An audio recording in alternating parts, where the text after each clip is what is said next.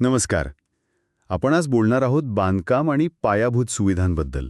म्हणजे बघा ना, पारंपरिक पद्धतीनं सर्वेक्षण किंवा तपासणी करायची म्हणजे किती आव्हानं येतात. खूप वेळखाऊ असतं, खर्चिकही आहे आणि मुख्य म्हणजे कामगारांसाठी धोकादायक ठरू शकतं. त्यांना जावं लागतं अशा ठिकाणी जिथे धोका असतो. पण आता चित्र बदलतंय. म्हणजे आपल्याला मिळालेल्या माहितीनुसार स्वायत्त ड्रोन्स खरं तर क्रांती घडवत आहेत या क्षेत्रात. तर आज आपण जरा याच स्रोतांच्या आधारे खोलवर बोलूया की हे तंत्रज्ञान बांधकाम आणि पायाभूत सुविधा व्यवस्थापन कसं बदलतंय. थोडक्यात पण महत्त्वाचं ज्ञान मिळवूया. हो, अगदी. आणि हे महत्वाचं काय आहे तर फक्त वेग किंवा खर्च कमी होतो म्हणून नाही. त्याहीपेक्षा जास्त म्हणजे कामावरची सुरक्षितता वाढते आणि डेटा इतका अचूक मिळतो की निर्णय घेणं खूप सोपं होतं. म्हणजे सुरुवातीला कदाचित हौस वाटली असेल, पण आता हे एक गंभीर व्यावसायिक साधन बनलं आहे खरं तर. बरोबर. तर मग हे नक्की काम कसं करतं? म्हणजे कोणते सेन्सर्स वगैरे वापरले जातात? हाय डेफिनेशन कॅमेरे तर असतीलच व्हिज्युअल तपासणीसाठी, पण त्या पलीकडे पण काहीतरी आहे, बरोबर? अगदी.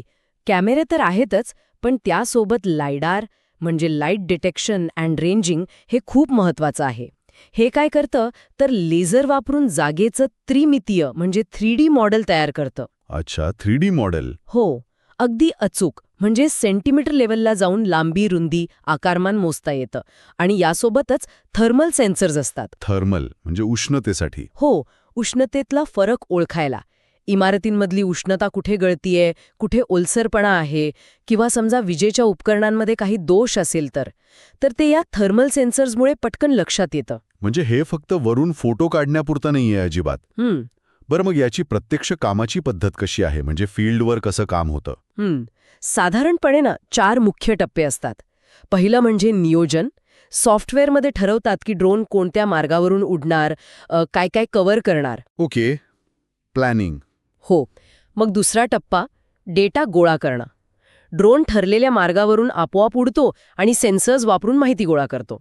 जास्त अचूकतेसाठी कधीकधी जमिनीवर काही पॉइंट्स ठरवतात. त्याला GCPs म्हणतात, ग्राउंड कंट्रोल पॉइंट्स. अच्छा. तिसरा टप्पा असतो प्रक्रिया.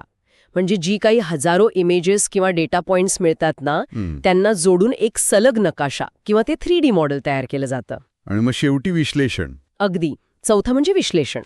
या मॉडेलचं विश्लेषण करून बघतात की कामाची प्रगती कशी आहे, काही अडचणी आहेत का वगैरे. आणि गंमत म्हणजे इतका तपशील मिळतो ना की जे माणसाच्या नजरेतून सहज सुटेल ते पण यात सापडतं. हो. आणि याच अचूकतेमुळे मग त्याचा वापर वेगवेगळ्या टप्प्यांवर होतो, नाही का? म्हणजे बांधकाम चालू असताना प्रगती बरोबर आहे की नाही, डिझाईनप्रमाणे काम होतंय की नाही, हे सगळं कळतं. नक्कीच. आणि समजा काही फरक असेल डिझाईनमध्ये आणि प्रत्यक्ष कामात तर तो लगेच लक्षात येतो. वेळीच दुरुस्ती करता येते. आणि बांधकाम झाल्यावर बांधकाम पूर्ण झाल्यावरही खूप उपयोग आहे. मोठ्या इमारती, पूल किंवा अगदी पवनचक्कीच्या पात्यांची तपासणी करायची असेल, त्यात काही भेगा आहेत का, गंज चढलाय का किंवा दुसरी काही संरचनात्मक समस्या आहे का, हे सगळं ड्रोन सुरक्षितपणे आणि पटकन करतो. म्हणजे माणसांना धोकादायक उंचीवर जायची गरज नाही. अजिबात नाही. आणि थर्मल कॅमेऱ्यांनी तर ऊर्जा ऑडिट पण करता येतं. म्हणजे इमारतीतून उष्णता कुठून वाया जातेय हे शोधता येतं. अच्छा, त्यामुळे दुरुस्ती मग नेमकी तिथेच करता येते जिथे गरज आहे. बरोबर. अनावश्यक खर्च टळतो. म्हणजे फायदे तर स्पष्टच दिसत आहेत. सुरक्षा वाढते, कामाला वेग येतो, खर्च कमी होतो आणि डेटाची गुणवत्ता तर उत्तमच. पण मग आव्हानं नसतील असं नाही.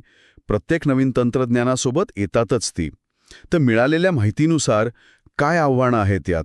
आहेच ना, आव्हानं आहेत नक्कीच. सगळ्यात मोठं आव्हान म्हणजे नियम आणि परवानग्या. ड्रोन कुठे उडवायचा, कसा उडवायचा यावर बऱ्याच ठिकाणी कडक नियम आहेत. हो, ते तर आहेच. दुसरं म्हणजे हवामान.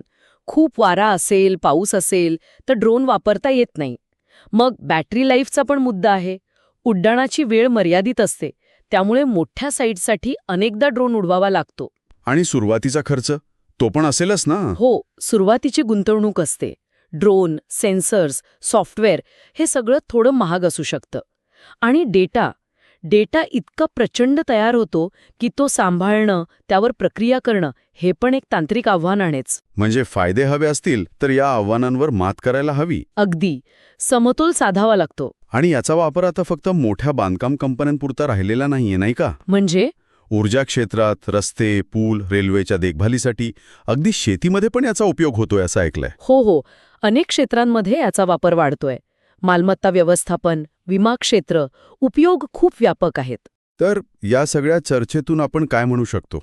म्हणजे आपल्या स्रोतांच्या आधारे एक गोष्ट स्पष्ट आहे की हे स्वायत्त ड्रोन्स प्रकल्प आणि पायाभूत सुविधा व्यवस्थापित करण्याची पद्धत बदलत आहेत.